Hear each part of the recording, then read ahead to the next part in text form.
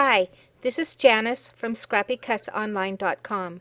Today I'm going to show you 4 different ways that you can put together the Cupcake Basket, which is my newest file. There's 4 different baskets that come with this file. One is a butterfly, one is a flower, one is a heart, and the last one is a bunny rabbit for Easter. This basket can be used for several different occasions and celebrations. It can be used for a birthday party, it can be used for a bridal wedding shower, baby shower, and then of course as well as Easter and May baskets. I hope you enjoy this video.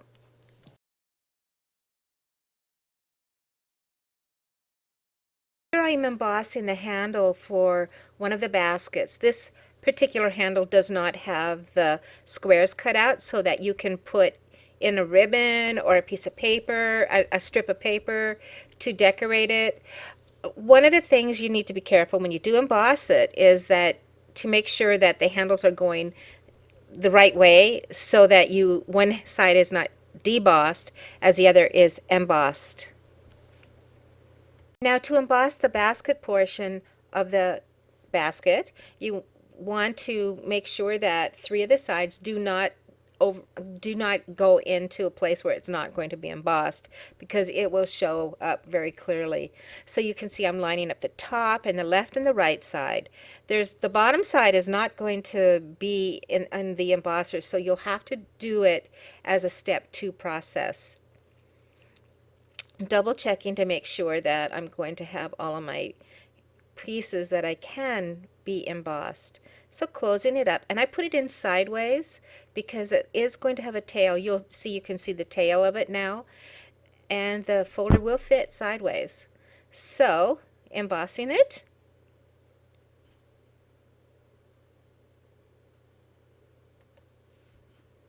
you have to reinsert the basket, lining up the embossed portion of your basket to the embossing folder, so it'll have a nice seamless seam that won't be obvious. And then again, you're going to put it in sideways with the tail end be in the embossed part already, and so you can finish. A little bit of a seam there, but it's not going to be prevalent that you're going to notice it on the basket. I found the easiest way to fold the basket part is to just manually fold up those flaps, and there's 6 of them, so it makes a hexagon that it was easier to fold them up rather than scoring them first on the scoreboard. It was really difficult at times to get the lines parallel to one another. And then once you do that, it's very easy to score the connecting flaps. As you can see, okay, so I'm going to fold in one of my flaps and then line it up on the bottom, and where the little notch is cut out, and then to where the fold meets the hexagon, and then that makes it really simple. Then unfold that one and then fold another one in, and then continue all the way around. And once you've scored all of the connecting flaps, then you just fold them up. I just burnished it with my fingers because it doesn't really have to be perpendicular. And then glue, I put glue on each one of the flaps, and again, I use a quick drying glue. Scotch is my favorite. And then just fold one flap over the other and just hold it a little bit and until it dries, and then move on to the next one. See how quick that glue dries? The embossing of these baskets make them look so elegant, and it would be, I think it would look really cute on a bridal shower table, or even centerpieces for a wedding tables. You can make them into little bird's nest baskets.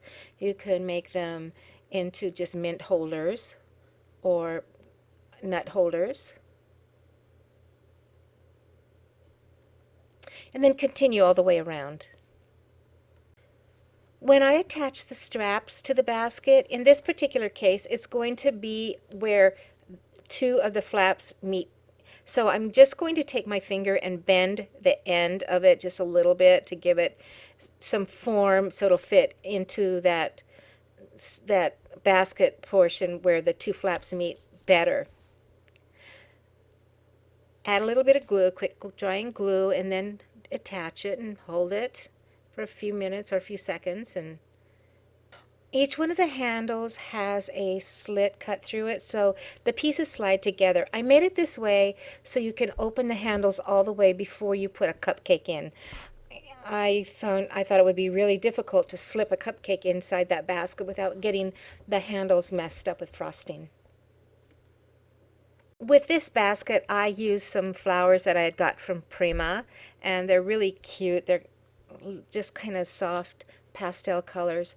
I attached them using my hot glue gun. That way I know it's going to stick pretty securely. The only thing I don't like about the hot glue gun is I always get those gloobers. I call them gloobers, and sometimes they just get in places where I don't want it to be.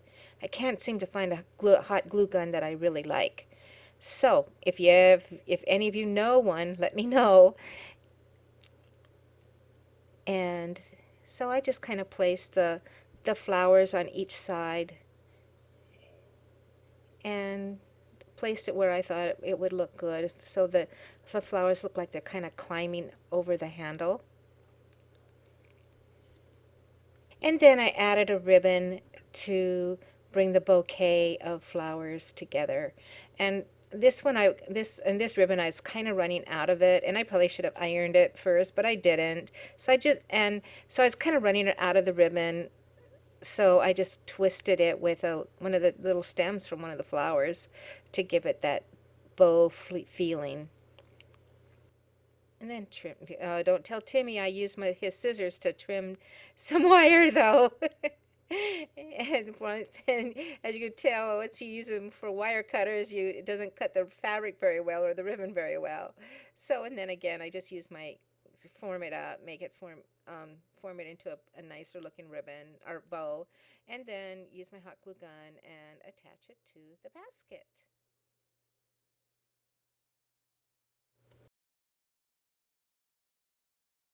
There's so many great ideas that you get from people on YouTube and reading different blogs. And this is one of the tips that I got from someone, and I wish I knew who it was. So please forgive me if you are the person who had the tip and you're watching this video.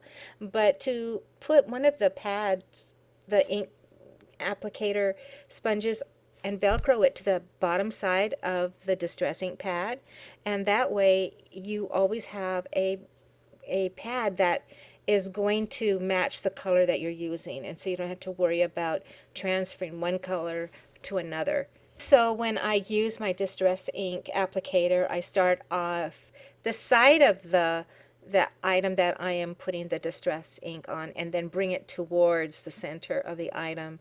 I just wanted to give the edge of each one of the flaps on this basket just a little bit of color and a little bit of interest, and so that's why I am using the Distress inks. Now, to make the butterfly cutouts for the side of the basket, I attached each piece to transparency packing tape and then cut around it and trimmed it. At one of the stamp shows that I had gone to in San Diego area, I came across this vendor who was selling this really fine glitter that you just can use your fingers to rub on, and so I decided to use this on that packing tape to give it color, the butterfly color, and also to give it a transparent look. I kind of made a little mistake here. When I was trimming it, I didn't get all the way to the edge, but I really liked the effect that it gave it. It gave those butterfly wings a bright purple glitter edge that I wouldn't have gotten if I had trimmed the packing tape all the way to the edge. The glitter added to that packing tape looks stunning on these wings and just gives them so much life. And when you hold them up, you can see through them. So it just really adds an elegance to this basket. Designed these handles to have the little squares or rectangles cut out so that you could weave ribbon or you could weave paper through it to give it a little bit of more texture, a little bit more interest. And so in this case, I decided to weave some purple ribbon through the handles. Much of crafting and being satisfied with your product is just a lot of it is just guessing. And so I decided I'd try putting some dimensional tape onto the back of these panels and see what it looked like. I wasn't really satisfied with it, so the final product I did take the dimensional tape off and just flat glued the panels onto the basket. I wasn't happy with it because you could see the three-dimensional tape when you look down into the basket, and it's not the look I wanted to have. But you can do so many different things with this pattern. See, I mean, it would look cute on the side view, but when you look down on it, you go, oh, see, I didn't like it. But I thought it gave the butterflies a little bit more transparency. So anyway, eventually I did take them back off. Okay, so the next thing I'm going to do is add the handles. And I was kind of experimenting where I wanted to put it. I thought, well, it might kind of look good with it right next to the green. But then on the corner, you could put it on the inside. It's your project. You can do whatever you want. This file has so much flexibility and gives you so much room for your own creativity. So I eventually decided to put them on the corner where two flaps meet. And again, you attach it just like you would do the other baskets. Just kind of take your finger and pinch it in the middle and to give it a little bit of shape, and then glue and attach and hold until it dries.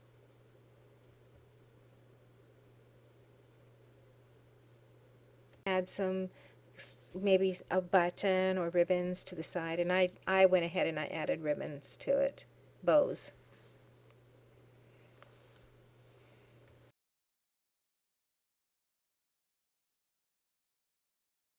This is the Easter basket that I made for Easter, of course, and this time I decided to add the panels to the basket before I folded it together, and it is an Easter egg cutout.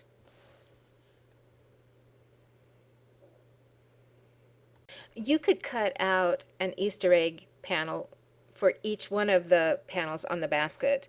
That would be fine. I just decided I wanted to do two. And I'm attaching it using the Scotch liquid glue, the quick drying glue.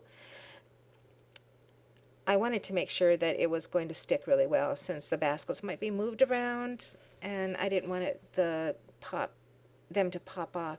Sometimes using the sticker machine from Xyron, it doesn't have that great of an adhesive on it, and the glue definitely is much better. And then add glue to each one of the side flaps and start assembling your basket. And continue all the way around the basket. I decided to use paper to weave in the little rectangles of this handle, and the paper is the paper that I used to make the green panels with. Now this particular handle has a bunny handle, and there's 4 different choices in this pattern. There's going to be the heart connector, the bunny connector, the butterfly connector, and the flower connector. You could interchange any of the handles with any of the baskets, but I wanted to make one that was specifically made for Easter, so I had the Easter egg and the bunny together. And here I'm just adding chalk to give the bunny some little interest and give it some life. You could keep the eyes in if you wanted to. They popped out when I was lifting the pattern, but I can make it so that the eyes do not pop out, because it kind of looks kind of spooky with no eyes. Okay, let's see how it looks together. Ah, I think it's gonna look cute. Oh, what do you think? I like it. I like it. There's little slits on the each side of the bunny also that you can kind of snap it together. It kind of, the bottom part piece will have a little piece that'll pop up. It'll hold it together better. You can use that or you don't. If you don't need to, if you don't think you need to, then you don't have to. And then to glue the handles onto the basket. And I glued the paper down too so it wouldn't slip out. So doesn't that look cute with the Easter egg?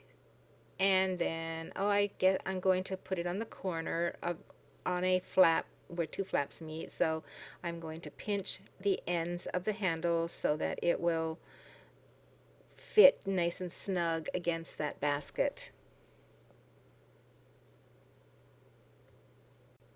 Here I'm using stickles, different colored stickles by Ranger, to color in the stencil portion of the Easter egg.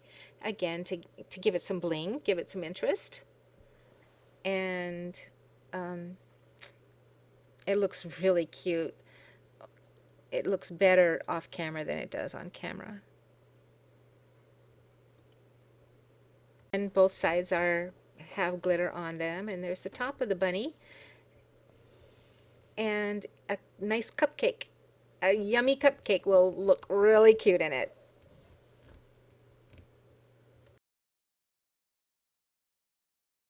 Now this is the flower basket, and I wanted to cover each one of the panels with a flower.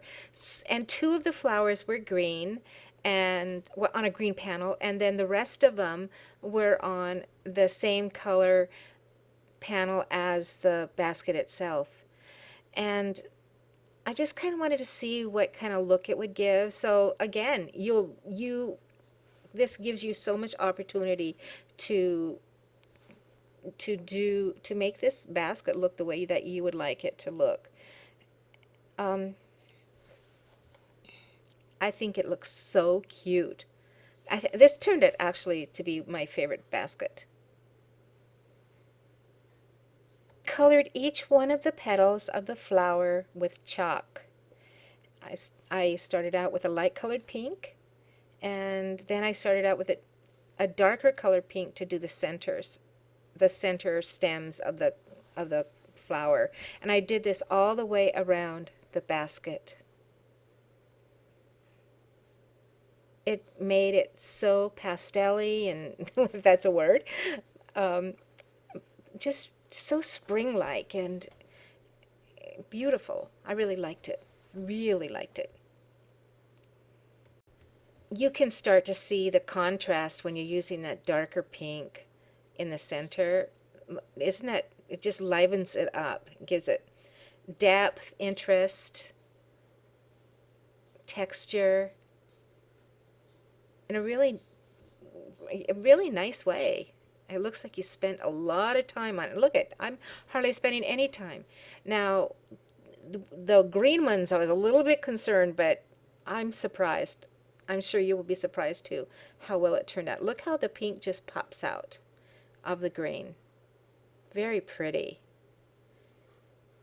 And then I thought, ooh, what about those centers? Because that's a green center too. So what's going to happen when I put the dark pink? But I was really pleasantly surprised. Look at that. Isn't that nice? Just really pops it out. And then in the centers I put yellow with a little bit of orange. Mix the yellow and the orange together in my chalk. Say a little bit darker on one side than it is on the other side to give it a little bit more shadow and a little bit more shading. And of course you finish that all the way around. I was so pleased with this basket. It looks so spring. And now for the handle, I wanted the flowers on the edge of the handle to match too, so I put yellow in the center. Now this one isn't so defined as the flowers on the panels, but it is the same flowers, just I didn't want to cut out the center of it because I think it needed the um, the support to stay together.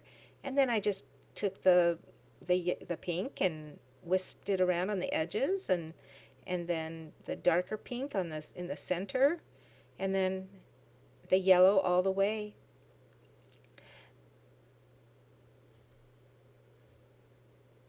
Adding some yellow to the centers and a little bit of orange on one side too. Okay, testing it to see how it looks together. Oh, I like it. I thought it turned out really well. And then to attach it to the basket. Now this time I decided I was going to attach it on the in the middle of a panel. And of course I would choose the green ones, right? So, and that's where I attached it. Use this basket for Mother's Day, May Day, just a little birthday party, a little shower, bridal shower. I just was really pleased with the way this basket turned out.